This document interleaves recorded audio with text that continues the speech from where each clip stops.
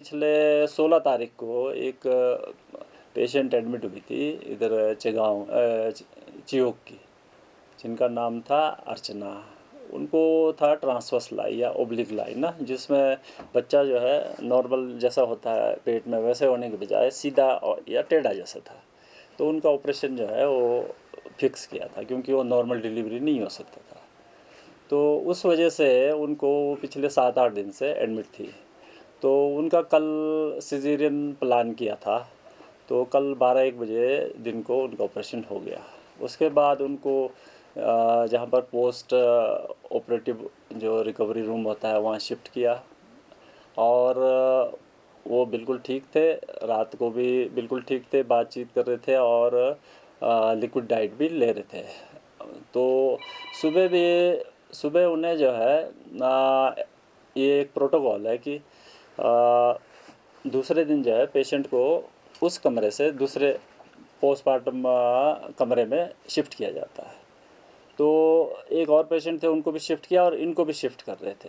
उस दौरान इनको कपड़े बदल रहे थे ये ना जी, शिफ्ट करते वक्त, क्योंकि वो जब तक शिफ्ट नहीं हुए तब तक तो उस ड्रेस में थे, दूसरे जो ओटी वाले ड्रेस में। तो उस समय उन्होंने बोला कि मुझे चक्कर आ रहा है टाइप ना जी। तो उसके बाद वो कोलैप्स कर गए। वह इतनी सी घटना है जो मुझे बताया गया है, जैसा, क्योंकि मैं मौके पर मैं तो नहीं था, बट जैसा मुझे बताया जो डॉक्टर्स उस समय प्रेजेंट थे उनके परिजन ये आरोप लगा रहे हैं कि डॉक्टरों की और स्टाफ इंक्वायरी रिपोर्ट आ जाएगी, फिर उसके बाद एक्शन लेंगे जी, जो भी है। रिकॉर्ड भी गुम करने की बात यहाँ पर हो रही है कि पूरा रिकॉर्ड नहीं मिल रहा बच्चे का। बिल्कुल नहीं, रिकॉर्ड मैंने खुद अपने हाथों से दिखाया। एक्चुअली रिकॉर्ड वो दिखा के वो ना स्क्रीनशॉट लेना चाहते थे, फ़ोटो लेना चाहते थे, वो हम नहीं देते, वो सिर्फ कोर्ट ऑफ लॉ में देते हैं, कोर्ट में पेश कर सकते हैं। बाकी ओरिजिनल पेशेंट का ये प्राइवेसी इशू होता है, ये किसी को नहीं देते।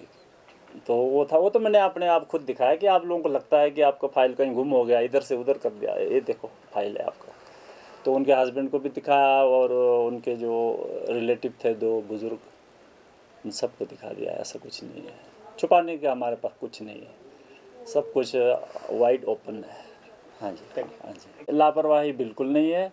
वो तो किसी से भी पूछ ले आप, चाहे पेशेंट के अटेंडेंट या किसी से भी, क्योंकि जो पेशेंट बिल्कुल ठीक थी, बातचीत कर रही थी, नॉर्मल पेशेंट थी, और उसका सुबह भी 8 बजे राउंड करके गए PG, and she was all fine, मतलब किसी तरह का कोई समस्या नहीं है। अब इसमें एग्जैक्ट तो हम नहीं बता सकते, बट इसके 2 रीज़न होते हैं। एक तो ये जो मैं अभी बता रहा था कि एमनियोटिक फ्लूइड एम्बोलिज्म जो होता है, जिसमें जो पेट में बच्चे के साथ जो पानी होता है वो कई बार वो जो है खून में मिक्स होके वो छाती में या कहीं दिमाग में या कहीं ब्लॉक हो जाता है, उस वजह से एम्बोलिज्म बोलते हैं उसको ना जी, एमनियोटिक फ्लूइड एम्बोलिज्म।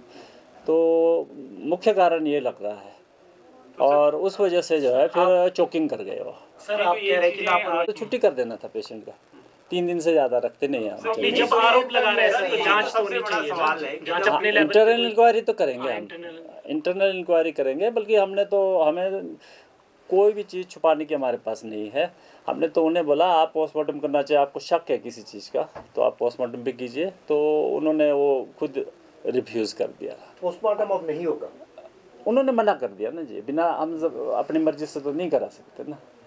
तो बस इतना ही है, इससे ज़्यादा मेरे पास कुछ है नहीं। पेनिसिलिन इंजेक्शन होता था पुराने ज़माने में, वो जान बचाता था, बट 1-2 को उससे एनाफाइलेक्सिस होकर मौत भी हो जाती थी। परिजन तो कह रहे हैं कि ब्लीडिंग बहुत ज़्यादा हुई। ये इसी उसका हमने इंक्वायरी करना है कि किस तरह का व्यवहार रहा उस समय और किस तरह का व्यवहार रहता है। क्या आप प्रिवेंटिव एक्शन